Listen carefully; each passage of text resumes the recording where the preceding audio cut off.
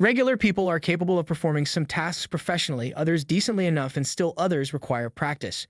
Then there is Trudeau, who is incapable of performing any task properly. No matter how big or small the task at hand, he will manage to disappoint. The Calgary Stampede showcases how the Prime Minister is incapable of doing even the most basic tasks required of him as Prime Minister, such as showing up on time, upholding Canadian traditions, or even flipping a pancake. Throughout it all, he also demonstrated his own hypocrisy.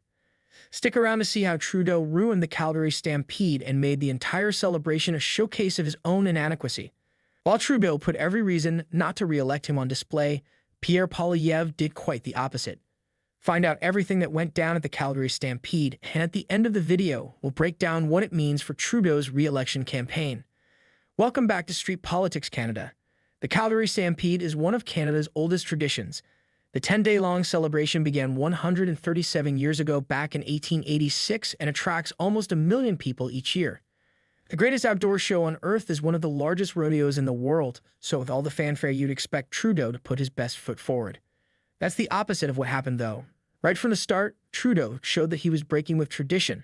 It was clear the whole event was just supposed to be a photo op for the Prime Minister who couldn't even be bothered to arrive on time. While Trudeau definitely got some carefully curated photo ops as he glad-handed the crowds, not everyone at the Stampede was happy to see him.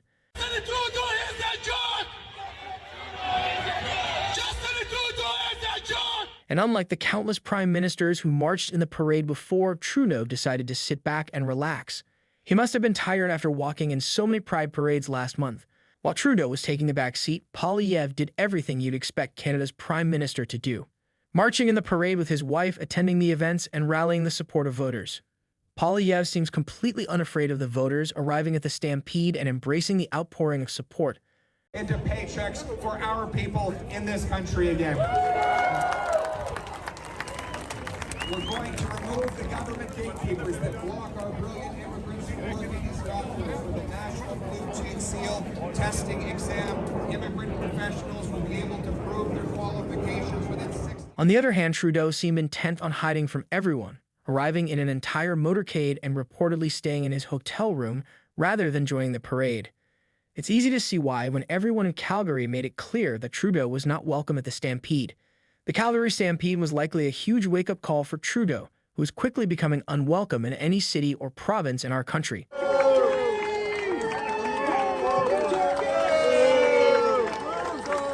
If you don't remember, the same thing happened last year when Trudeau was publicly called out as a traitor while giving a speech. Great to see you here. Great to see so many people understand you. So many happy people here. I'm glad to hear that my son Xavier as well. I know you're lots of you out here with families as well. You'd think that by now Trudeau would have learned not to attend an event where he is so unwelcome. Yet, he keeps coming back. It seems like his behavior is pretty similar to his policies. It doesn't matter if you don't like them. He'll shove them down your throat anyways. Everyone knows that the Calgary Stampede has long been an event for political hopefuls and established politicians to gain support, so the contrast between Poilievre's reception and Trudeau's makes it almost obvious where voters' hearts and minds are at.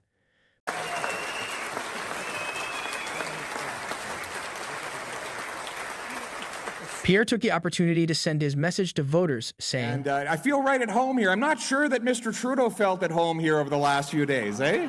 He was going around town trying to find somebody who would support his 61-cent a liter carbon tax, and no one was buying in. Our excellent and very strong Premier Danielle Smith told him exactly where to go. Cost of living is rising. Hard work doesn't pay. Housing costs have doubled, and people living in their parents' basements till they're age 45. Crime and chaos, drugs and disorder are common now in our streets, and our freedoms are under attack while the Prime Minister disrespects and dishonors Western Canadians just like his father did. He believed in erasing the differences rather than hardening them. He believed in individual identity and personal merit rather than group identity and collectivism that we see today. He believed that individuals should have the freedom to make their own choices. He believed in the freedom of enterprise, freedom of trade, freedom of religion, freedom of thought, freedom of expression. Those were things that liberals used to believe in. After all, the root word of liberal is liberty. And you know, liberals always believed in liberty while conservatives believed in conserving it. That's why we had this common sense consensus for so long in Canada. What we see with Justin Trudeau today is an entirely different ideological creature. He believes in controlling your money by raising a carbon tax to 61 cents a liter. He believes in controlling your industry by destroying the energy sector in this province. He believes in controlling your thoughts and words by censoring the internet. He believes in dividing people into groups so that they can more easily be controlled. Wokeism is about nothing more than control. More power in his hands, less freedom for the people. It is exactly the opposite of what we need in this country, and that is why we will restore the Canada that you know and that we love, a Canada which is the freest nation on earth. Clearly, the Calgary native can accord with voters this week. His speech and actions at the Calgary Stampede show us what the opposition leader would be like as Prime Minister, a far cry from Trudeau, who could have won a look-alike contest with Katie Lang. Throughout the event, Trudeau dodged reporters and citizens trying to confront him with facts. Once again, we're witnessing the most classic Trudeau move, simply ignoring the question when it hits hard. This time, he ran to his car just to avoid it, and the reporter was only asking one question. When will you take responsibility for your own incompetence? This alone seems to have destroyed the Prime Minister. Makes you wonder how he'd fare in a debate against Poilievre. But this wasn't the only question that Trudeau tried to avoid. Do you have a job lined up after the election? Here, he acts as if he is too busy taking selfies to have even heard the question.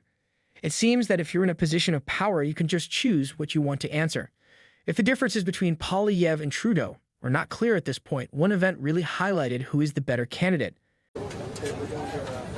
Golden brown. Is this pancake an analogy for Trudeau's ability to run our country? They say the first pancake is the messiest, but we are 3 terms in by now, and Trudeau still hasn't mastered it. I think it's safe to say he never will. And why is he that nervous? For comparison, when Poilievre took a turn, he flipped it like a pro. It seems like this is a guy who knows how to handle problems rather than create them. In all fairness, flipping a pancake is not the same as running a country. But we've seen Trudeau's sad attempts at it for far too long. It's about time we let someone else take a turn. Well, that's all for now, folks. What do you think of Poilievre and Trudeau's participation in the Stampede? Do you think Trudeau will attend next year? Or will he take pancake-making lessons to prepare? Let us know in the comments below. Also, kindly subscribe and leave a like for this video and our other videos because they go a long way in helping our latest content rank. Follow us on our new Twitter account, where we post stuff we can't post on YouTube. You can find the link in the description below. Thanks again for your support, and we'll see you in the next one.